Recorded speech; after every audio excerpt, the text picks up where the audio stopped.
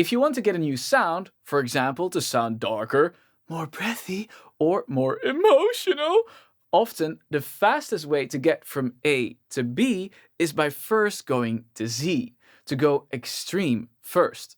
Let's say you're singing, and now the end is near, but you don't like the way your voice sounds. You want it to sound darker.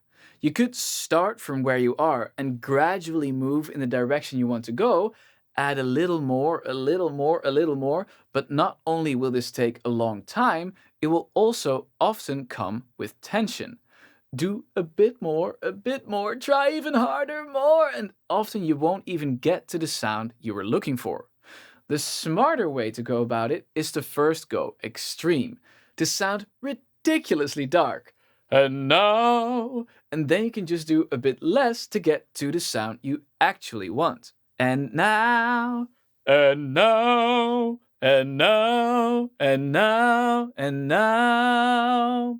This way, you'll get there faster and you can relax into it instead of doing a bit more and risking tension. And also, by first going extreme, you unlock the whole spectrum of possibilities. Another way to unlock new possibilities, vocal range, and sounds is with my free ABC voice model mini course.